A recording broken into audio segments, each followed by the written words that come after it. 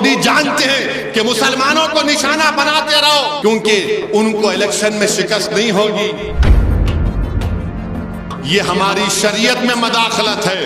हमको इबादत करने से रोका जा रहा है भारत के मुसलमानों को। और ये इनके चमचे दुम छल्ले जो रंग बिरंगी कपड़े पहनकर चापलूसी कर रहे हैं। अरे जालिमों, तुम जब मरोगे ना तो तुम्हारे कब्रिस्तान को गवर्नमेंट डिक्लेयर कर दोगे। तुम्हारी बाप की खबर पर कोई अगर महल बना लेगा तो तुम क्या बोलोगे? मत करो चापलूसी वक्त हुकूमत वक्त की। मैं पार्लियामेंट के किसी कोने में जाके, क्योंकि मैं सफर में होता हूं, मैं कसर की नमाज पढ़ लिया, मैं भी बोल दूं पार्लियामेंट वक्फ हो गया? नहीं हो सकता ना। मेरी जायदाद नहीं है, पार्लियामेंट भारत की है। मेला नहीं, मैं जिना 2 नहीं हूं, मैं जिन नंबर 1 हूं, याद रखो। उन्हें भाग गया, मैं तो भागूंगा भी नहीं।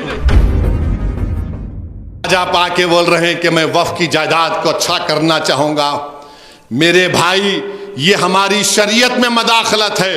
हमको इबादत करने से रोका जा रहा है भारत के मुसलमानों को। इस तरह का बिल लाकर नरेंद्र मोदी हमको हमारी शरीयत से हमको छीनना चाह रहे हैं। हमको इबादत नहीं करने देना चाह रहे हैं।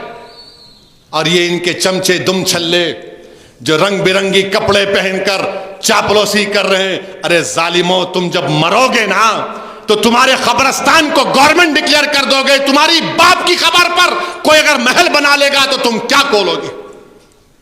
मत करो चापलूसी वक्त हुकूमत वक्त की।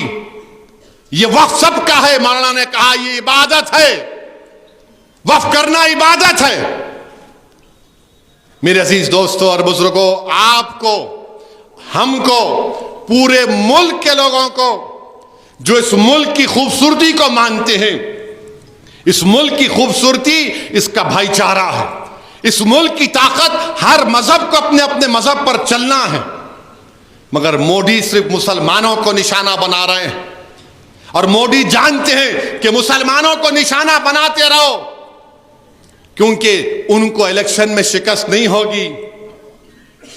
मुसलमानों को बताओ ये दुश्मन है, इनसे खतरा है। बीजेपी के लोग बोलते इतनी वक्फ की जायदाद है, वो 2 इंडोनेशिया कहते, एक मलेशिया, एक फुला मुल्क। मैं एक साहब से पूछा, मेरे सामने बोल रहे थे, मैंने आप क्या टेप लेके मेजर करे? नहीं, आपके पास जो है, कोई किसी के खेत में जाके आप नमाज पढ़ लिए तो वक्फ हो गई। आप खेत में जाके सूरे फातिहा पढ़े तो वक्फ हो गई। मैं बोला उफ, वो आप तो फजीलतुल शेख बोलना पड़ेगा आपको। बोले क्या मतलब? मेरा बहुत बड़े आलिम दीन। तो मुस्कुराए। मैं बोला एक बात बोलूं, आपको बुरा नहीं माने तो? बोले बोलो। बोला मैं पार्लियामेंट के किसी कोने में जाके, क्योंकि मैं सफर में होता हूं, मैं कसर की नमाज पढ़ लिया, मैं भी बोल दूं पार्लियामेंट वक्फ हो गया? नहीं हो सकता ना। मेरी जायदाद नहीं है, पार्लियामेंट भारत की है, बल्कि भारत की आवाम की है। मेरी जायदाद तो नहीं है। बोला आप क्या बोल रहे हैं? अब उन समझ में नहीं आया। अच्छा, एक बीजेपी के बहुत बड़े शायद वकील या जज थे, मेरी बहस सुने, समझ में नहीं आया, पूरे दलील सामने रख रहा था। नहीं, तुम जिना 2 है। मेला नहीं, मैं जिना 2 नहीं हूं, मैं जिन नंबर 1 हूं, याद रखो। उन्हें भाग गया, मैं तो भागूंगा भी नहीं। रशादी साहब को देने वाले, वजीफा लेने वाला मौलाना के पास से भी, अरे क्या बात है बताइए, आप मजाक बना के रख दिए। CAA का कानून मुसलमान के खिलाफ, ट्रिपल तलाक का कानून मुस्लिम खवातीन के खिलाफ, UAPA का इस्तेमाल सबसे ज्यादा मुसलमान, दलित, आदिवासियों पर। यूनिफॉर्म सिविल कोड बनेगा उत्तराखंड में, तो आप उससे ट्राइबल लोगों को मुस्तस्ना रखेंगे, एक्सेप्शन देंगे, एग्जम्पशन देंगे, और हिंदू कल्चर और कस्टम का एग्जम्पशन देंगे। अच्छा, आपको मालूम, अगर कोई मंदिर है, मंदिर में उसके कस्टम और उसके इस्तेमाल से मंदिर हो जाती है।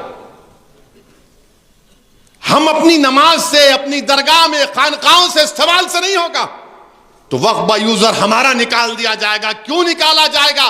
ताकि हुकूमत और मोदी जी कब्जा कर लें उस